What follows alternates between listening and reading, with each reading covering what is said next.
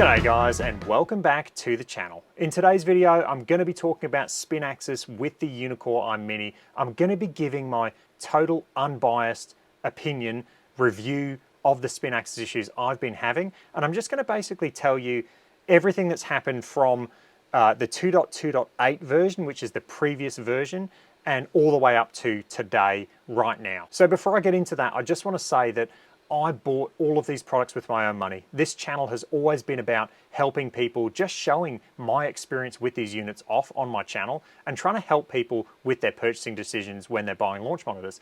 I don't get any kickbacks. So if a Uneekor Eye Mini sells, I actually don't get a kickback from that, even if you bought it from watching this channel.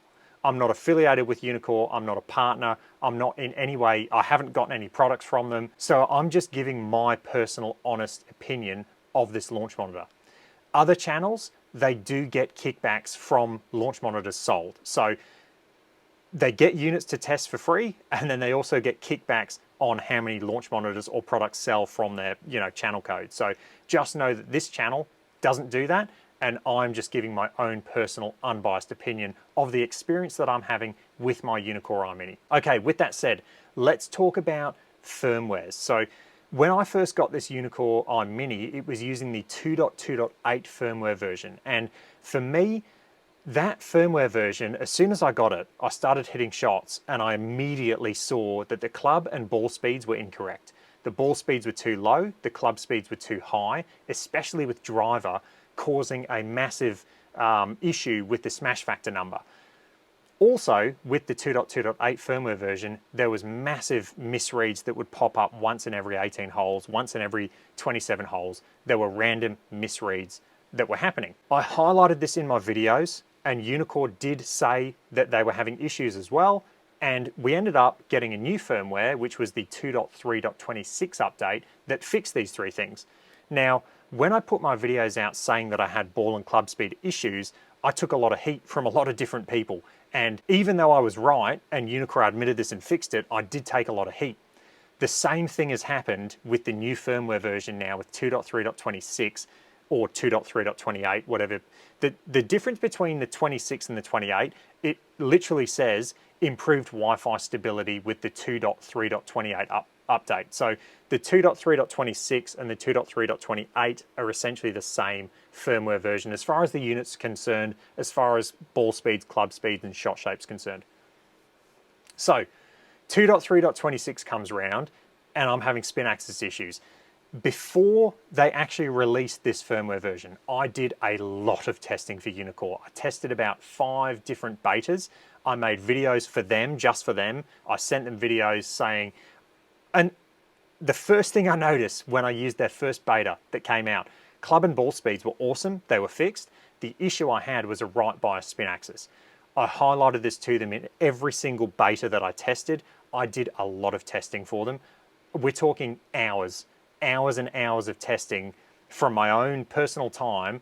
I didn't get paid for it. I didn't get anything from doing that testing. The reason I did that is because I want to see this unit become the best possible unit it can become. I do have a vested interest because I am an owner. I bought this thing with my own money, so I want it to be as good as, if not better than, a GC3. That's what I want it to be. That's what I wanted it to be from the start. So lots of testing went into, out of my own time before the new firmware version came out.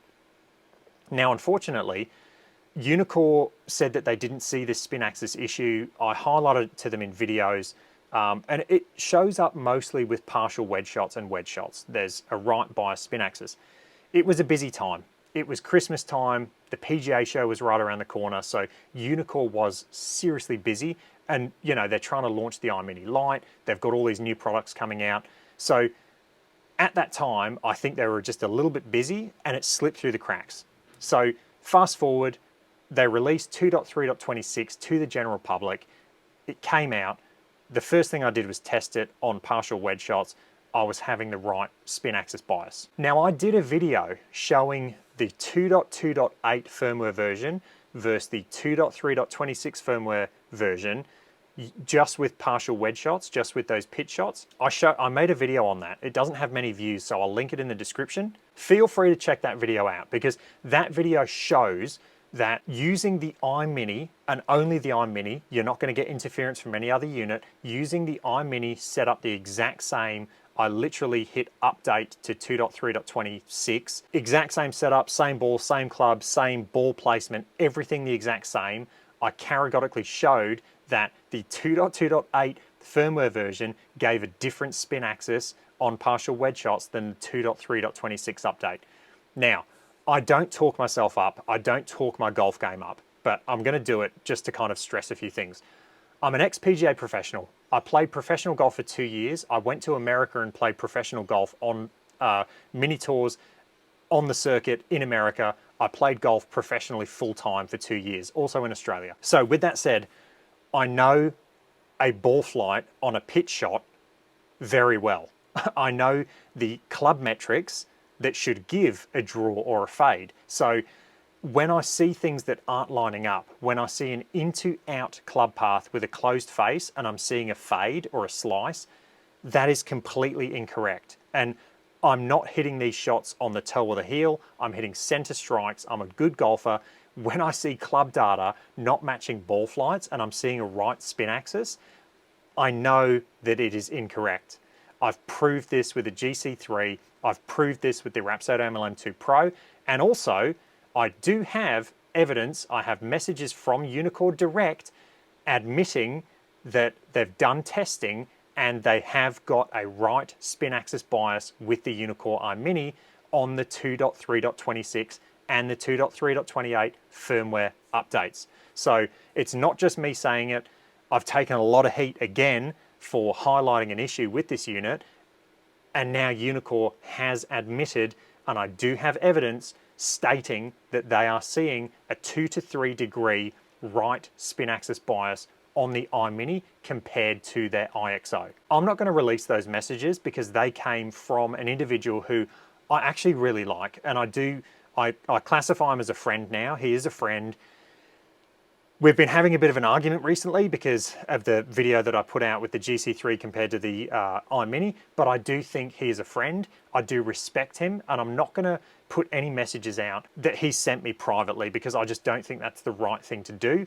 I am honest and I do have integrity, and I'm not going to do that. Now, when you're making these videos showing spin axis or showing any data, any metrics, you need to be really specific about which firmware you're using. So I know a video has just recently come out on the Uneekor Eye Mini Lite showing the spin axis and showing that it's really good, and I do believe that that is true. I think the spin axis with the Lite is perfect as shown in the video. But what you've got to be careful of is putting out a video and not showing the firmware being used, because I know, again, I have messages from Uneekor stating that they have recently upgraded the firmware on the iMini Lite and fixed the spin axis issue.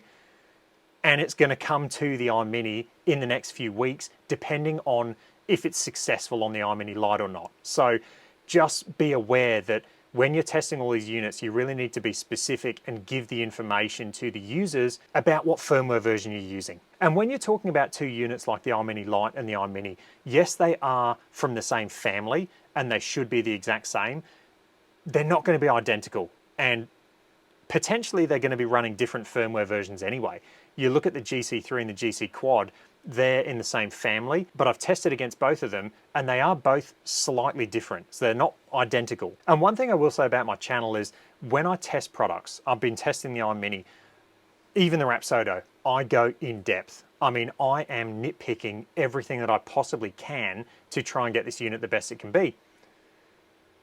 Yes, I could stand there and hit 6 or 7 shots and go, oh, that's the shot that I was trying to hit. Of course you can. But if you really want to dig into it and nitpick, that is what I do. I find issues, I report them, get slayed for it, the company admits it, and then it gets fixed. That's been the life cycle so far. Okay, so with all that said, do I think that the Uneekor Eye Mini is a dud? Do I think you should not buy the iMini Lite? Absolutely not. I think this can and will get fixed, hopefully sooner rather than later. It's been a month or two now since this issue has been about. I do think this will get fixed, and I do think it's just a firmware issue. because it's consistently a fade bias on all the wedge shots. It's not like you're getting one going left and one going right. It's a consistent theme, and therefore I really honestly do believe this can get fixed, and it will get fixed in a firmware update. Do I think you should still buy the iMini and the iMini Lite? Absolutely. I think they are fantastic products. They've got so much going for them with the software, with all the ecosystem you can get, with the impact vision. I've said this in countless comments, and I just wanted to put a video out there that I've always championed this product. I think this product's amazing, but if there's something wrong or there's an issue, I'm going to highlight it, because that's what this channel's about. It's giving my honest opinion about these products. But I do think this will get fixed. When it does get fixed, I think this product will be right up there with the GC3, maybe even edging it out, because you're looking at all the other stuff that you get with this product, with the impact vision, like I said, all the ecosystem with the view software, with the performance optics, with the balance board and the cameras, and the new AI trainer within the view software. Once they do fix this firmware issue, it will potentially be slightly ahead of the Foresight GC3. That's going to be, user dependent. That's going to be personal opinion. But I do think this will get fixed. It is an amazing product. So if you are thinking about buying it, don't hesitate because of my spin axis video. I think if anything, it's highlighted the issue, and it will get fixed because of that. Hope you guys enjoyed that. I appreciate all the support from my subscribers. I love seeing the positive comments down below. Like I said, I've taken a lot of heat. I'm continuing to take heat from that video that I put out, but hopefully something good comes from it. Hopefully the iMini gets fixed. We see better spin axis because of that video. If you did enjoy that, make sure you like, subscribe, and I will catch you guys in the next one. Cheers.